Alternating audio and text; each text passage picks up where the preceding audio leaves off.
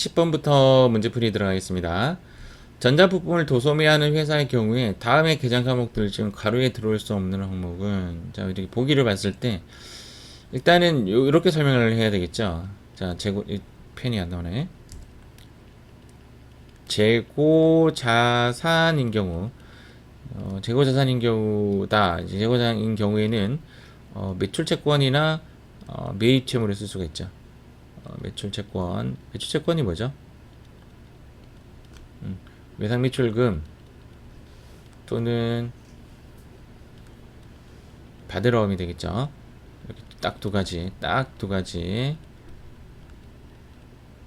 만약에 또 이제 부채인 경우에는 매입 채무라는 걸 쓰죠. 자, 매입 채무. 자, 매입 채무인 경우에는 이게 외상 매입금. 자, 외상 매입금 또는 지급범이라는 계정 과목을 쓸 수가 있습니다. 그러나 매출 채권이 아닌 경우, 자, 그러니까 재고자산이 아닌 경우, 재고자산이 아닌 경우에는 예고 외를 쓰는 거죠. 그러니까 얘를 외가 뭐예요? 미수금 못 받았을 때는 미수금, 못 주었을 때는 미지급금을 쓰는 거죠. 이런 문제예요. 현재 문제 10번의 주제는 자, 요것이 주제가 되는 겁니다. 그래서 지금 현재 계좌 과목들 중 가로에 들어올 수 없는 항목은 이렇게 나왔는데, 차량 운반구를 샀는데 현금이 나가든지 보통 예금이 나가든지 이제 자산의 마이너스 개념으로 나갈 수 있는 거고, 부채의 증가로 미지급금이 될 수가 있는데 외상 매입금은 될 수가 없습니다. 그 이유는 차량 운반구는 재고자산이 아니에요. 차량 운반은 재고자산이 아니니까 이쪽으로 가야 되는 거죠. 즉 여기 있는 계정 과목을 쓸 수가 없어요. 정답은 10번의 정답은 4번이 됩니다. 자, 다음 문제 갈게요. 11번 문제. 자, 다음과 같은 자료에서 당기의 추가 출자액은 얼마인가? 자, 요거는 그 시험에 이렇게 생각하세요. 100% 나온다라고 보시면 돼요. 일단 공식은 이렇게 됩니다. 자, 발효정자를 먼저 그리시고 그 다음 발효정자 거꾸로 그리시고 이렇게 그리시고, 자, 그 다음 발효정자 그리시고. 공식은 이거예요. 공식은 이렇고, 그 다음 이제 여기가 기초 BS입니다. 기초 BS. 그러니까 1로 치면 1월 1일자고, 그 다음 여기는 단기 손익계산서고, 단기 IS라고 할게요. 그 다음 여기는 기말 BS가 되는 겁니다. 자, 이렇게 되는데, 여기의 이름은 자산, 여기 이름은 부채, 여기 이름은 자본. 지금 요 글자를 정확하게 이야기하면 기초 자본, 기초 부채 이런 식이에요. 여기도 보면 기초 자본 이렇게 나오잖아요. 그래서 기초 자본 여기 위치다 이렇게 보시면 되고, 여기에 들어가는 글자는 이제 수익과 비용입니다. 수익과 비용. 그래서 나온 결과물이 이익이 되는 거고요. 여기에 들어가는 글자는 여기랑 똑같아요. 기말 자산, 기말 부채, 기말 자본. 이렇게 되겠죠. 이렇게 되는데 이제 얘네들을 이어야 되는 거죠. 그래서 여기에 있는 거랑 여기에 있는 것들을 이렇게 딱 이어서 기말로 보내는 작업을 하는 겁니다. 이렇게 이어집니다. 이렇게.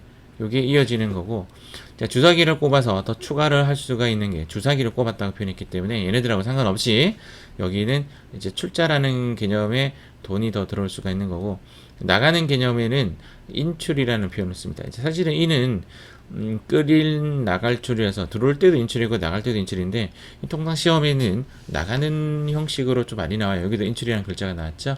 나가는 형식이고, 그 다음 이제 배당이라고 합니다. 그래서 숫자를 한번 넣어보도록 할게요. 기초 자본금은 1000만원입니다. 여기가 1000 이렇게 적을게요. 1000이라고 적고, 인출액 400만원이니까 여기에 400이라고 적고, 기말 자본금이니까 이제 여기에 들어가는 거죠. 여기에 1000이라고 적고, 단기순 이익이죠. 자, 이익 여기에 200이라고 적겠습니다. 현재는 추가 출자에 얘가 있다라는 이야기인데, 얘가 얼마냐라는 거죠. 자, 1000하고 200하고 쭉쭉쭉쭉 가면 여기 좀 막 달리고 있습니다. 자, 여기에 지금 이렇게 달리는 애가 얼마냐면 1200이요. 1200에서 추가 출자액 받고 인출이 400이 나가는 거예요. 여기까지 이해하셨죠? 뭔가가 들어왔고 뭔가가 400이 나가서 도달한 지점의 숫자는 1000이 돼야 돼요. 그러면 1200 플러스 x 마이너스 400은 1000 이렇게 되는 거죠. 두 개 해보면 800이잖아요. 맞죠? 200을 더 받았겠네요. 200을 더 받아야 1000을 이뤄내니까 11번의 정답은 1번이 정답이 됩니다.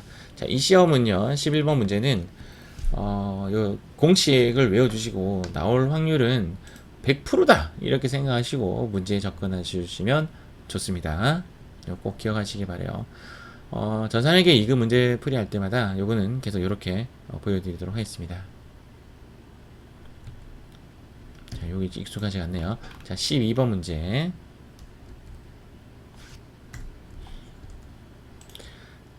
어, 12번 문제인데. 자, 요 문제 한번 볼게요. 자, 다음 자료를 토대로 2020년 말 손익계산서에 보고할 대손삼각 B는 얼마인가? 자, 비용을 물은 거예요. 우리는 충당금하고 B하고 헷갈릴 수가 있습니다. 그래서 대손삼각 B는 비용이고요. 충당금은 대손 충당금은 마일리지라고 생각하시면 돼요. 일단 자, 2020년 1월 1일 현재 대손 충당금 잔액은 15만 원이다. 자, 대손 충당금을 마일리지라고 생각하시면 좋아요. 자, 마일리지인데 잠시만요. 이어서 하겠습니다. 현재 대손 충당금 잔액은 15만 원이다 라고 되어 있고 대손 충당금을 마일리지라고 생각하시면 돼요. 마일리지니까 얘를 먼저 쓰고 그 다음 B를 늦게 쓴다 이렇게 배우셨잖아요. 현재 1월 1일의 해석은 마일리지 이꼴은 15만원이다 이렇게 생각하시면 돼요. 자, 마일리지 이꼴은 아이고 자, 마일리지 이꼴은 15만원이다 이렇게 해석하면 되고 7월 10일날 현재 거래처 파산으로 매출채권이 20만원이 회수 불능이 되었다. 그러면 대변에 이제 매출채권이 나가게 되는 거죠. 대변에 매출채권이 20만원이 나갔으니까 실제적으로 마일리지를 먼저 쓰니까 여기 대손 충당금은 15만원 쓰고 좀 모자라죠. 그러니까 뭘 써야 돼요? 드디어 대손 삼각비를 끄집어내는 겁니다. 그래서 대손 삼각비를 5만원을 쓰고요. 이제 이렇게 5만원을 쓰고 지금 현재 비용 인식되었습니다. 그 다음 12월 31일자 현재 남아있는 여기서 있잖아요. 여기서 현재 남아있는 마일리지는 제로입니다. 현재는 마일리지가 제로예요. 왜냐면 15만원 있는 것을 요거 당연히 대변에 위치해 있을 겁니다. 대변에 있던 대손 충당금이 차변으로 오면서 얘가 다 소멸되었어요. 그래서 없어요.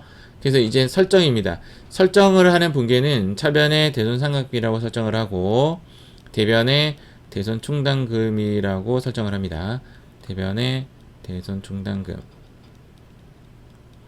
자, 이렇게 설정을 했을 때 이야기예요. 이렇게 설정을 하면 1%는 공 두 개 지우면 돼요. 이렇게 지우면 얼마예요? 75000, 즉 75,000원어치를 설정해야 돼요. 75,000원.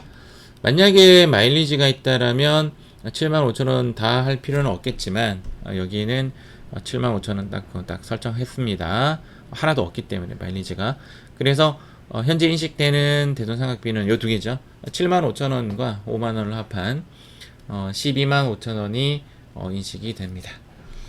한번 볼게요. 오케이. 조금만 더 해볼게요. 자, 13번 문제.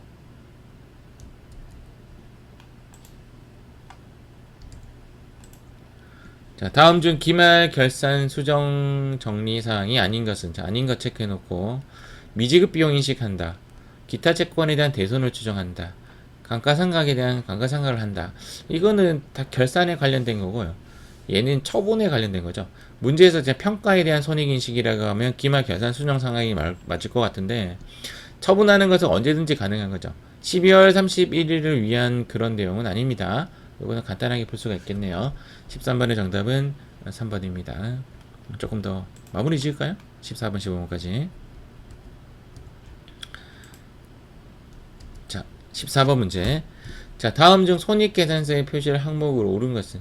손익계산서에는 당연히 이런 것들이 들어가죠. 이거는 너무나도 쉬운 문제네요. 이 타이밍 때 제가 이 프로그램 한번 보여드리겠습니다. 제가 프로그램을 실행을 시킬게요. 프로그램을 실행시키면 이렇게 확인을 하고, 지금 손익계산서에 표시되는 항목을 옳은 것은 이런 문제가 나오면요, 손익계산서를 클릭해 보면 돼요. 현재 우리 문제에 손익계산서가 안 나올 리가 없죠. 프로그램을 켜놓고 시험 문제를 풀잖아요. 그래서 이렇게 확인해 보면,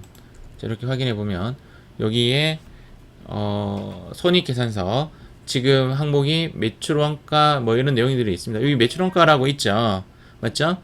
그래서 여기 매출원가가 있기 때문에 답은 맞고요. 여기 유동사상 자본금은 재무상태표에 클릭을 한번 해보면, 재무상태표에 가보면 여기 자산 밑에 자본금, 비유동부채 뭐 다 나와요. 정답은 3번이고요. 자, 15번 문제는 수학적 산식을 좀 해야 되는 거죠. 잠시만 볼게요. 자, 요것도 아까 발효영자 문제랑 똑같아요. 자, 15 문제. 자, 요렇게 그림을 그리고, 펜이 이렇게 안 나오네. 자, 발효정자를 이렇게 그리고, 제가 다른 펜을 좀 쓸게요. 자, 요렇게 발효정자 그리고, 요렇게 그리고, 자, 그 다음 발효정자 그리고,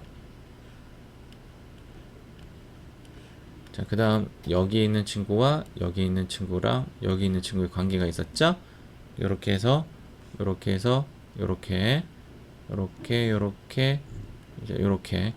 그럼 여기가 이제 여기가 기초 자본이죠. 기초 자본. 자, 기초 자본이 우리가 이익이 되는 겁니다. 여기가 기말 자본이 되는 거죠. 그리고 여기가 기초 자산의 기초 부채. 자, 이렇게 봤을 때 지금 일단은 잘못된 것을 골라야 되는데, 기초 부채의 기초 자본, 기초 부채의 기초 자본을 더해서 기초 자산이 된다. 이거는 맞는 말이에요. 맞죠? 그 다음 여기 순손익의 의미는 얘를 의미해요. 순손익은 기말 자산이 얘죠. 기말 자산에서 말이 안 되죠. 맞죠? 기말 자산에서 기초 자본을 빼면 순이익이 난다. 그렇지 않습니다. 이게 아마 기말 자본으로 가야 되지 않겠습니까? 맞죠? 아니지. 얘가 이제 기말 자본이죠. 얘가 기말 자본이 되어야, 기말 자본은 순손익의 기초 자본을 더한 거니까 정답은 2번이 된 겁니다. 요것도 보면 총 비용이 얘죠. 얘가 비용이고 여기가 순이익, 이제 순이익입니다. 비용이 이익을 더하면 수익이 되는 건 맞아요. 맞는 말이고, 자산 더하기 비용이 좀 말이 어려우니까 얘를 좀 넘겨볼게요. 이렇게 빼면 수익 마이너스 비용이 되고, 수익 마이너스 비용은 또 무엇이냐면 수익에서 비용을 빼면 이익이 되죠. 그래서 자산은 부채 더하기 자본이다. 여기까지 끝나야 되죠. 얘네들은 지금 나온 게 좀 틀렸죠. 얘도 조금 문제가 되네요. 자산은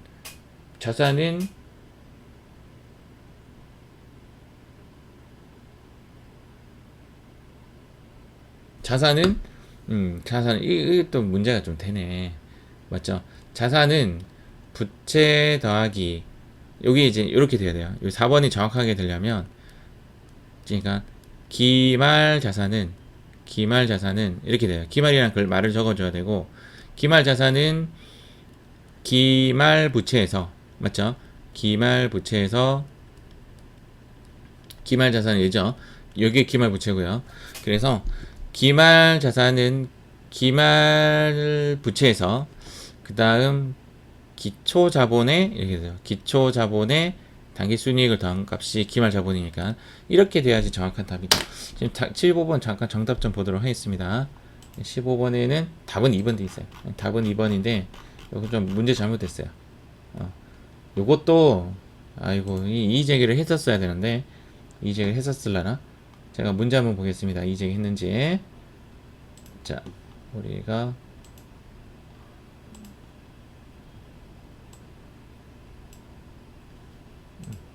자, 한국공인행위사 문제.